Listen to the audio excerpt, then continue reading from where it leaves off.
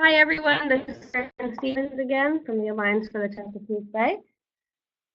I am the Business Partnerships Manager with the Alliance for the Chesapeake Bay, and I would like to welcome everyone to this Lunch and Learn webinar this afternoon. Our webinar is hosted by the Alliance's Businesses for the Bay Membership Association and the B4B Program's generous sponsors. Businesses for the Bay, or B4B, help businesses create and succeed at environmental initiatives that help our local rivers, streams, and ecosystems while getting recognized for their voluntary initiatives by the Trusted Alliance for the Chesapeake Bay. This webinar is designed for both the Businesses for the Bay member looking for some new project ideas, as well as folks who are not yet part of the Businesses for the Bay program. Any business in the Chesapeake Bay watershed can get recognized for taking the actions described today for Businesses for the Bay. Before we begin, I would like to remind everyone that your computer should already be on mute by the Quick Meeting computer program. You can open the presentation as a full screen using the little box icon with arrows towards the top right of the presentation that you can see on the screen right now. If you have questions throughout the webinar, please type them in the chat box on the bottom in the chat field. Caitlin's presentation will last approximately 45 minutes, and then we will answer your questions in the last 10 minutes. After the webinar, I will email you a survey. Your response will help guide future Businesses for the Bay webinar opportunities, as well as give us useful feedback from today's webinar. We are recording this webinar and will post it on the Businesses for the Bay website later this week. Clean water is a measure we can all get behind. Animals live in the water, people swim in it, businesses use it, we all drink it. Yet excess nutrients, sediment, litter, and toxic contaminants enter and degrade our waterways, posing risks to humans and wildlife alike. From defreezing plastic in your workplace to controlling stormwater or having a green wall, this webinar will help you find actions your business can take to create a better world for yourselves, your employees, and our water. With that, I would like to introduce you to Caitlin Johnstone, the Communications and Outreach Specialist for the Chesapeake Bay Program. Caitlin works to increase collaboration and involvement both internally and externally for the restoration and vitality of the watershed as a whole. In addition to her work with the Bay Program, Caitlin is a longtime data specialist for a botanist and consulting forester pair working to implement best management practices and catalog plants and pollinators throughout the United States. Take it away, Caitlin. All right, thank you, Corinne. And thank you all for joining us today. As you know, this is going to be the first of a new webinar series between the Chesapeake Bay Program and Businesses for the Bay that's going to give you a deep dive into the actions that a Bay watershed business can take that are going to benefit the business and improve the environment at the same time. And we'll be starting with the theme of clean water. So we'll do a quick walkthrough, a little bit about what it means to be a business in the Chesapeake watershed and the Businesses for the Bay program. We'll touch on the 5 themes and how they relate back to the Bay program and the watershed agreement, and then we'll dive right into some of those clean water action possibilities and the businesses that are taking them on. So Businesses for the Bay is a network of businesses that live and do business in the watershed. And along with that sense of place, they have the care for the environment, so for the future of the people, the wildlife, and their businesses in the watershed. Being a part of Businesses for the Bay is going to help you create staying power in your employees who value that sense of place in the community. It's going to help you make your voices heard to the outside world through the marketing that's done with Businesses for the Bay, as well as tap into a network of other businesses in your area, all across the industries who share that same sense of place and connection to the environment. All right, this is a little graphic that's actually from Corinne's Businesses for the Bay site that I actually love, that talks about the ways that you get involved in Businesses for the Bay. So you're enhancing your environmental goals, you're connecting to that local community around you, engaging with your employees and your clients and customers who live, work, and play in the Chesapeake watershed. So part of what it means to be in B4B is that you take voluntary and measurable actions to support the protection and restoration of the Chesapeake Bay. So you're helping the public and you as a business understand your role in the watershed. And if we go to that watershed, you'll see that the Chesapeake is the largest estuary in the United States. It covers 64,000 square miles, and it has a land-to-water ratio of 14:1. So if you add up all that shoreline, it's actually more shoreline than the entire U.S. West Coast. So the actions that we take on the land have such a big impact on the health of the bay and all of our rivers and tributaries. Here's a little look at businesses for the bay. So you're part of that network that we've talked about. You help build recognition for yourself as a business, as well as your sense of social responsibility, and that you get to use the B4B logo. You link sustainability and the goals of the Chesapeake Bay, and you're going to take those voluntary and measurable actions. So we'll dive into what those actions are going to be. And you take them as, you can be a member if you're a business, a sponsor where you're supporting monetarily all those actions that are being taken, or a partner if you're someone like the Chesapeake Bay Program. All right, and those 5 themes that we're going to cover, we've got clean water, which is what we're going to dive into today. Abundant life, that'll cover fisheries and habitats, conserved lands, climate change resiliency, and engaged communities. And we're going to have webinars on the dive into all of these actions coming up throughout the year. So stay tuned for those dates and join us all the way through October. All right, now being in the Chesapeake watershed, it can be confusing, all the many rules and actions and efforts that are being taken by all the different organizations, and who do they relate to, and how are they, this one's regulated and this one's not. And I hear about the Watershed Agreement, and I hear about the Bay Program, and I hear about businesses for the Bay, and how does that all link together? It actually ties together a lot more than it would seem on the surface. So the 5 themes for the Business for the Bay actions are the same 5 themes of the Chesapeake Watershed Agreement. So the things that you do in Businesses for the Bay are furthering those Chesapeake Bay Program partnership efforts. So the Bay Program is a partnership that operates under the Chesapeake Watershed Agreement, which was signed and engages dozens of agencies and organizations that work to restore the Bay and its rivers. So we've got New York, Virginia, Maryland, Pennsylvania, Delaware, West Virginia, and the District of Columbia, as well as some of our non-jurisdiction partners. So we've got the Chesapeake Bay Commission and the Environmental Protection Agency on behalf of several other federal agencies, and then other partners that include academic organizations, nonprofit organizations, and those like Businesses for the Bay. So the watershed should be both environmentally and economically sustainable, which make businesses natural partners for the Watershed Agreement. So the Bay Program, the watershed businesses together, all of those organizations, communities, and individuals are going to drive the action to improve the environment and the economy through the actions that are taken in these 5 themes. Now is where we can jump into clean water. So what we're looking at here is the Patapsco Valley State Park in Ellicott City, Maryland, this waterfall. And unless otherwise stated at the bottom of a slide, all of the watershed images come from the Chesapeake Bay Program, and all of the business slide pictures are from the Businesses for the Bay website. All right, so reducing pollutants is critical to creating a safe and healthy waters for people and wildlife. And we want to restore water quality to support those living resources and protect human health. One of those ways is we can decrease erosion and help reduce sediment runoff.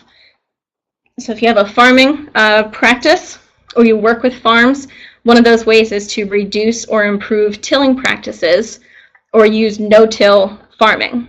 So tilling is where you're you dig into the soil and turn it over, just like that soil, which obviously that disturbs the soil. So the sediment, it has a better chance of running off of that field, and it also breaks up the pockets of air and water that are essential to good soil. So you lose that soil structure, where the pockets allow moisture to drain quickly out of a field so that the roots of all of your plants don't sit in water and rot.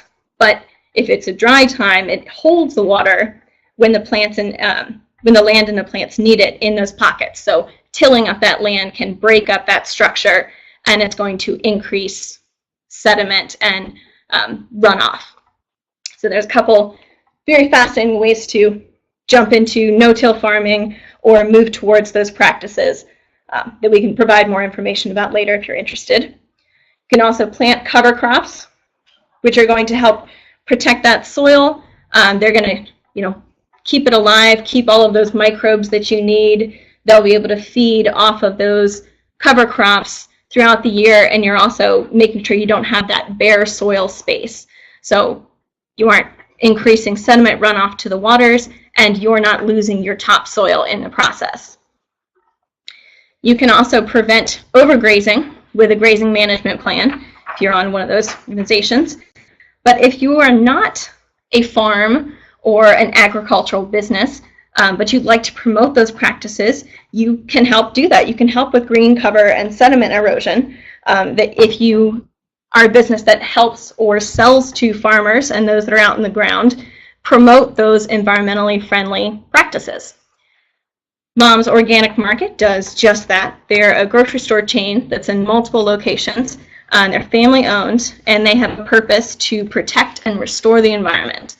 So they promote organic lawn care and native plants at all of their locations. They have recycling centers at their stores for those odd items that you have no idea how to recycle. I can't drop eyeglasses or those Capri Sun pouches in there, but Mom's Organic Market will help you out to keep those out of landfills. They also have their plastic surgery campaign, so they banned having bottled distilled water in their locations, and they work to have green roofs and pervious pavers. Now you'll see on some of these slides that there are actions in gray further down, and you can see that they all go together. They're ways to help the environment. So Mom's also does carbon offsetting for customer travel. They do local cleanups. They work towards solar and wind power, but those fall under different themed actions. So I want to touch on those because these businesses are doing them, but we'll get in depth into those practices at webinars later throughout the year. All right, decreasing the use of plastic is a definite one that's going to help with clean water. So plastic is in everything. Some of you might have seen the pictures lately of the little seahorse that has its tail gripped around a Q-tip, or heard about the Pacific plastic patch that's out in the ocean. That's just, a whole bunch of plastic trash that's all gathered up together. There was an article recently where they were finding little tiny bits of microplastic are actually in the, fresh spring bottled water that we're all drinking out of our bottled water. So plastic really is everywhere, and one way we can help the environment and our clean water is to try and reduce it. So encourage employees and clients to bring reusable mugs and water bottles, provide education about decreasing plastic use, and put it into practice in your own area. So if you are a company that takes those, if you have swag that you take to exhibits, or you offer canvas bags, that kind of thing, try putting your logo on reusable bottles and bags so that you're helping make that part of your practice to reduce that plastic use. You can stop using disposable plates and cutlery at the office and try and phase them out at events. And Incline Solutions is one of those that's doing it. They're located in Annapolis, Maryland, and they specialize in renewable energy and energy efficiency. So they have stopped using disposable cups at their offices, either paper or plastic, and they have ample cups available for their own employees as well as anyone who comes to visit the office that will help engage in that practice too. So using reusable mugs and glasses. They also, with their focus on energy efficiency, they use solar power to reduce that power at the office.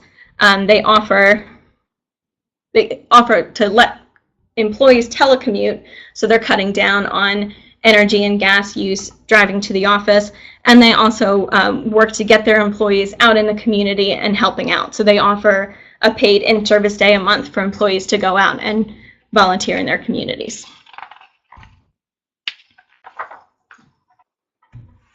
All right, we touched on this with the plastic, but it comes in many forms. So trash in general out of waterways is definitely something we want to try and do. The photo that we're looking at here is in Kenilworth Park in Washington, D.C.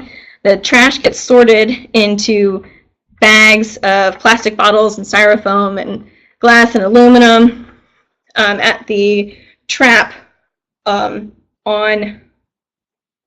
the Bandalong, to get that name right, the Bandalong litter trap that's in DC, and it often takes 12 to 20 garbage bags to remove everything in that week. So it really tends to load up. One of the things that businesses can do is, if you're out there, when you're cleaning the landscape and the property, don't push the problem somewhere else. So don't just spray the area down with a hose and let it flow down the street. Get out a broom, sweep it all up, throw it away right there on location. You can also provide receptacles for smokers. I know we see less and less of them as people have moved towards not smoking lately, but if you do have smokers on your property, make sure you're providing that receptacle for them, because cigarette butts are still a shocking number of the litter that we're finding in waterways. We have a little Mr. Trash Wheel down here at the bottom. If you've seen him, that's the trash collector that's in the Baltimore Inner Harbor, and it's got the googly eyes on there, so he now has a personality. And since 2014, Mr. Trash Wheel has collected almost 10 million cigarette butts just from the Baltimore Inner Harbor alone. So it's not watershed wide. That is one harbor in the city of Baltimore.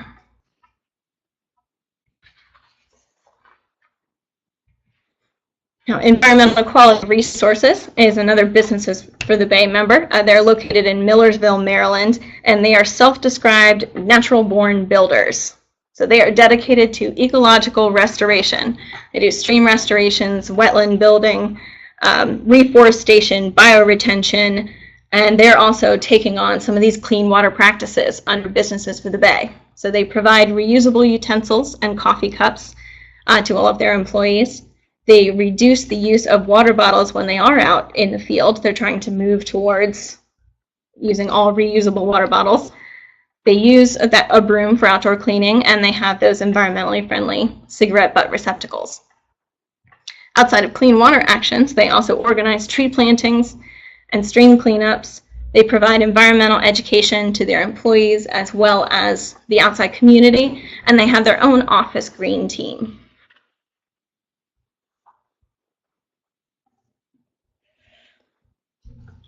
Right, keeping excess nutrients out of waterways.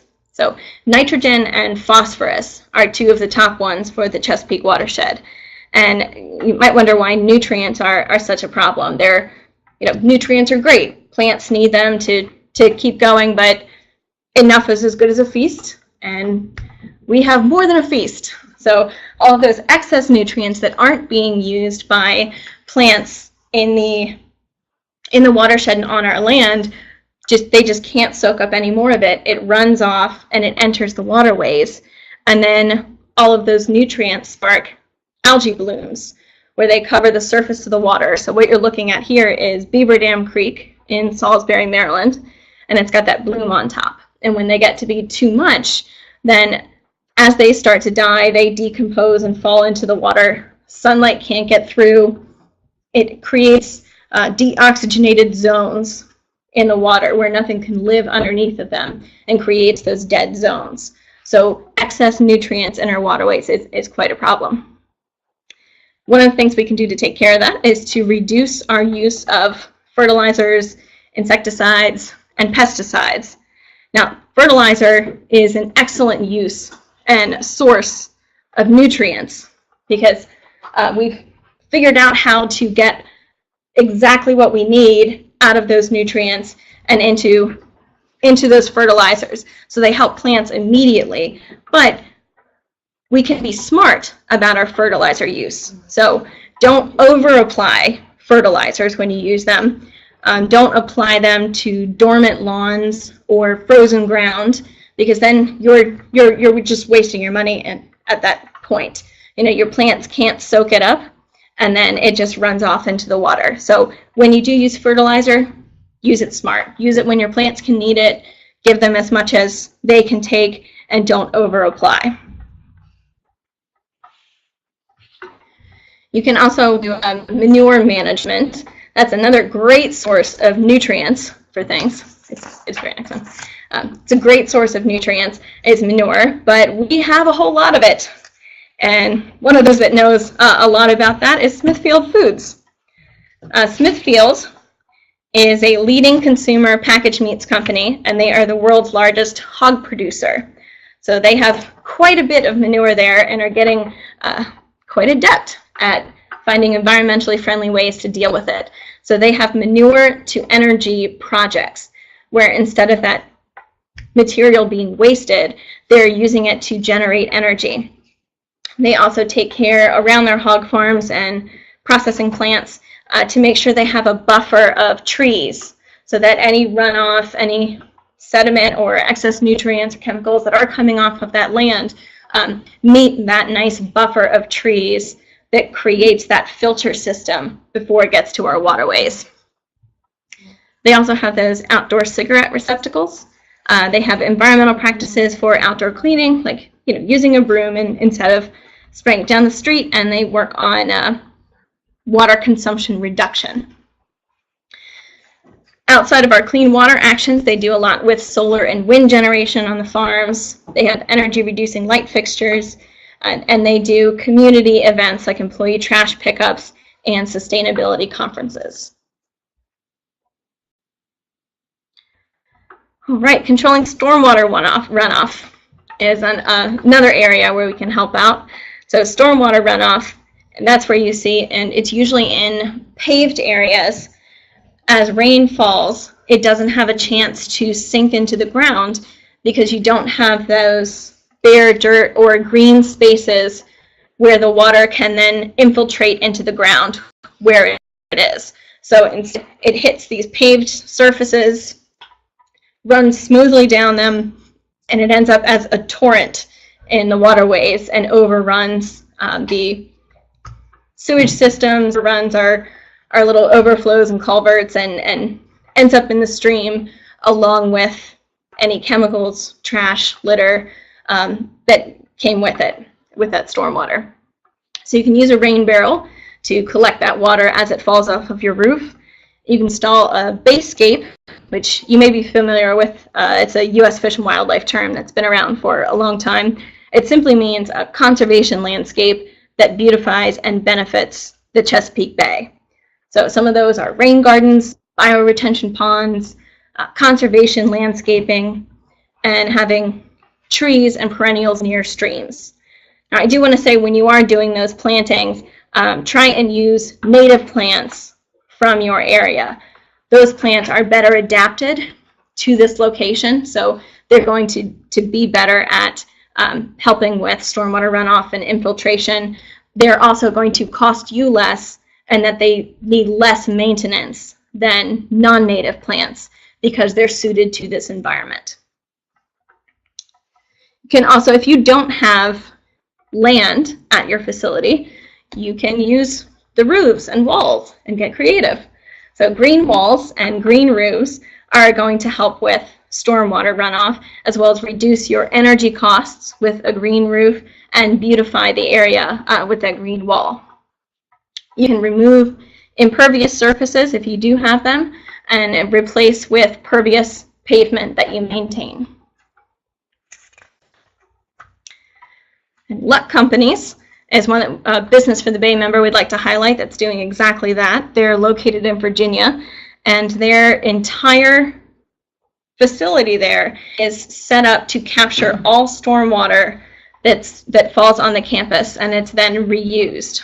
So the image that you're looking at there is that retention pond that's on the property that helps with that stormwater, and it's then used for the plants.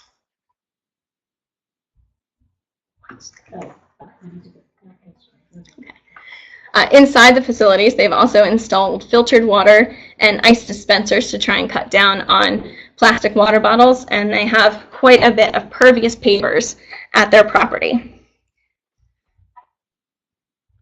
You get very involved with businesses for the Bay, like Luck Companies. I can tell you about. They actually hosted the 2016 Business for the Bay Forum down in Virginia, and their employees do a lot of volunteer work for the environment that's supported by the company.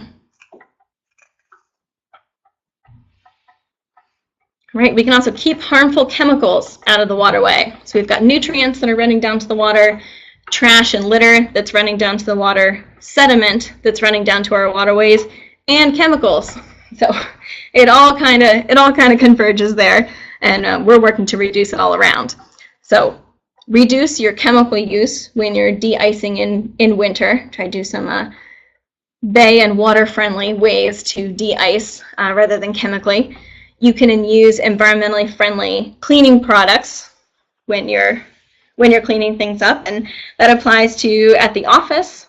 You can encourage their use at home or on your boat if you're out in the water. So try using toxic-free paints, bio-friendly dish soap, especially if you are on a boat. You don't want that in your gray water tank that's then going to go directly into the waterway. So try and use environmentally friendly cleaning products. Another ways of being smart out on the water, so try and reduce and prevent gas spills. Gas expands and contracts, so filling up to, say, 90%, not topping off tanks, will help reduce the possibility of a gas spill and those chemicals getting into the waterways. And make sure that you're using pump-out facilities. So here in Annapolis, if you're on a boat, that's a requirement. You have to use a pump-out facility, but it's a good practice everywhere. Keep that contained on the boat and use a pump-out facility. And if you are doing maintenance work, like painting, try and do that in dry dock, which means up on the land. And if you are in the water, then make sure you're just taking precautions that's not falling right into that waterway. And then treating effluent. So you can go above and beyond with that. And we'll talk about effluent for a moment, which is just that treated industrial wastewater. So as businesses and industries, you have a large impact on the environment, but we can make sure that it's a good one. So in some areas, a combination of green infrastructure and best management practices and high-level treatment once they're in the plant is actually resulting in treated water that is pure enough to be used in breweries. And that's actually happening in Virginia. So we're reusing that water.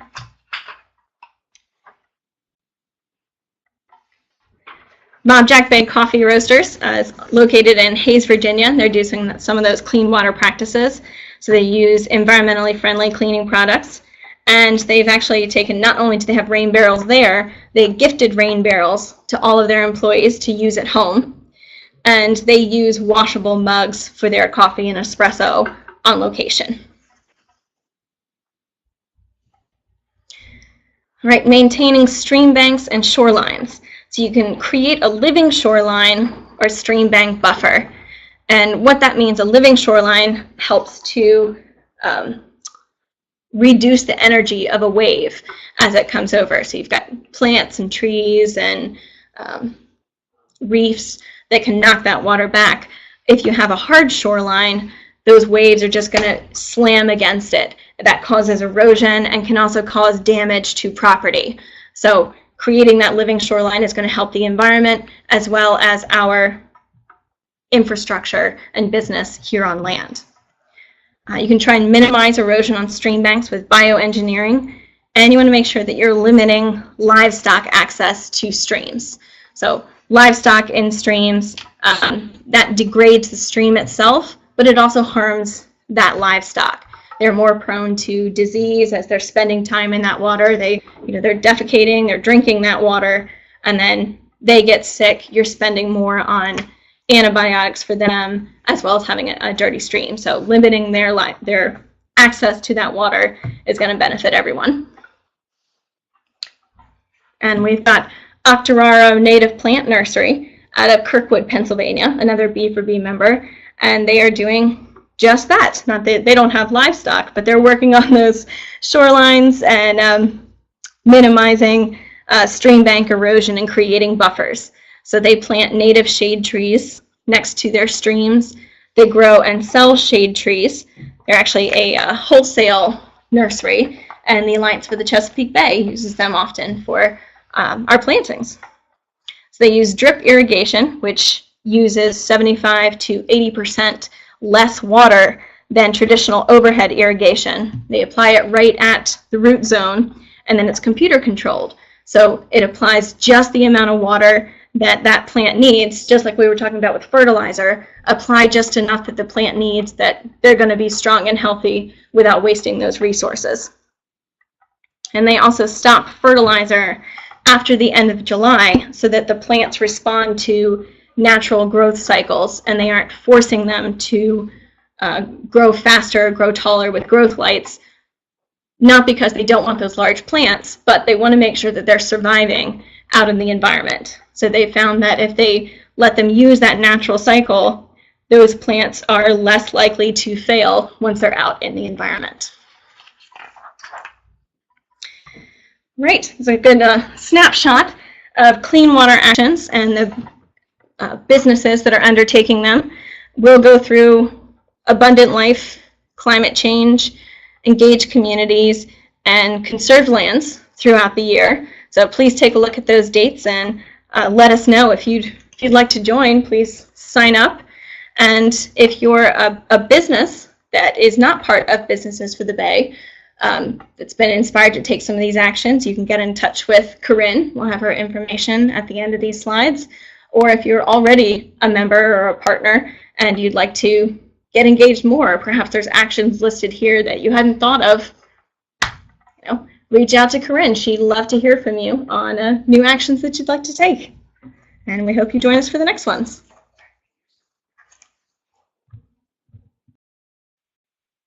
Thank you, Caitlin. This is Corinne again from the Alliance. We have received a bunch of questions when people registered, as well as some folks who have emailed me.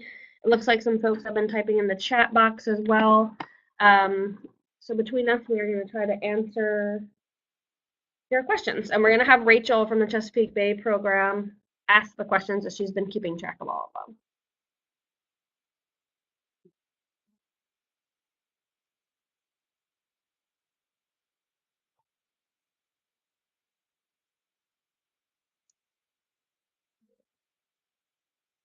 Well,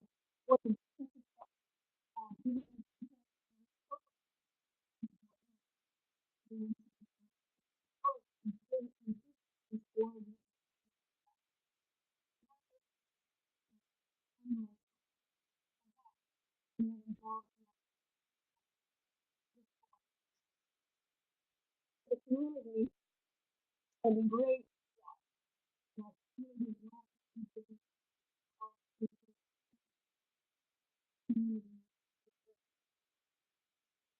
so that's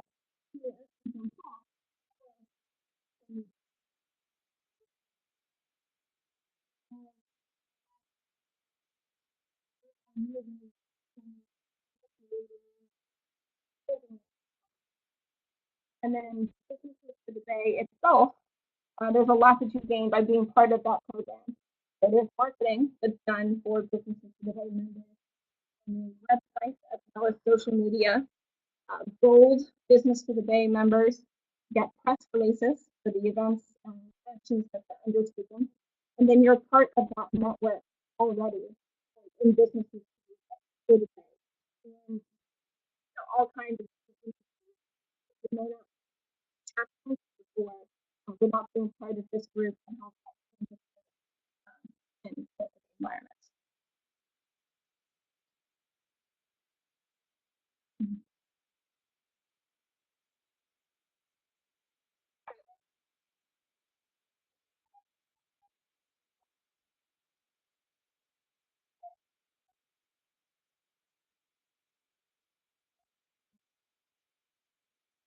this is and I can answer that. Yes, in fact, we encourage you and your team to think outside the box and come up with projects that you are interested in fulfilling. The project examples in today's webinar, as well as all the project examples that you can find on the Businesses for the Bay website, are purely that. They're examples of some meaningful things that you can work on. But as Caitlin mentioned before, we would be happy to work with you on any project ideas that you have to help you implement the projects, as well as gain recognition for them through Businesses for the Bay.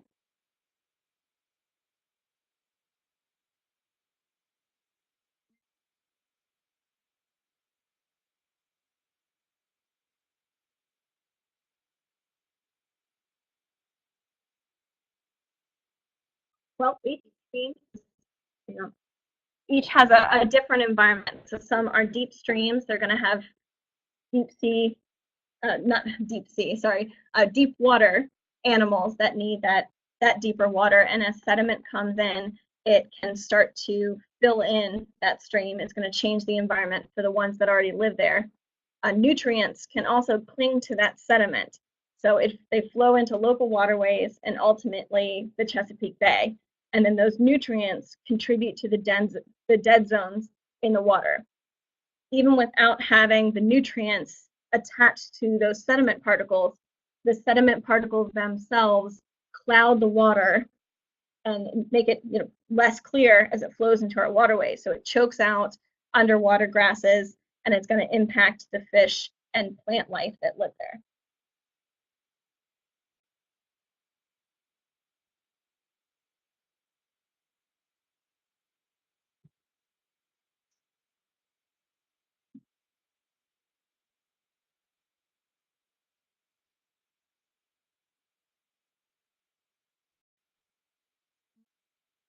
I can answer that.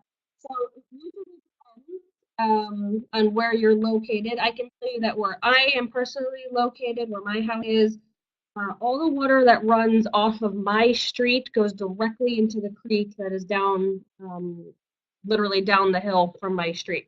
So any trash that is on my street where I personally live, it all gets pushed right into the storm drain, which goes directly into our local creek. So that's one of the reasons, regardless of whether it goes to a water treatment plant or whether it goes directly into the stream, either way, those are great reasons to try to reduce trash in your local neighborhoods, reduce trash around your business.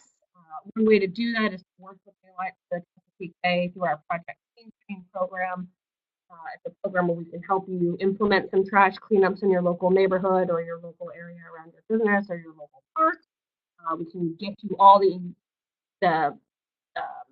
safety, implementation like first aid kits and safety vests. We can get you gloves. We can get you bags, all through the Project Clean Stream program to try to clean up that trash.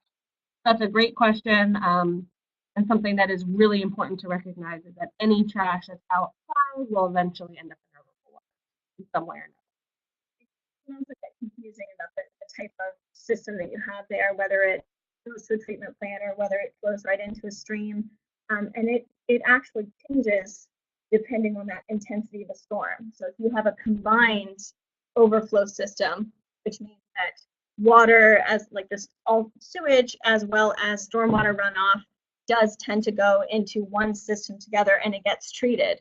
But if a storm is too intense, we have a lot of rain or a lot of sewage, those systems over flooded, and then instead of being treated, that excess flows out directly. So then you have combined overflow from stormwater as well as sewage that goes directly into the waterways. So that's a great reason to also try and reduce our impervious pavement that can exacerbate that stormwater issue.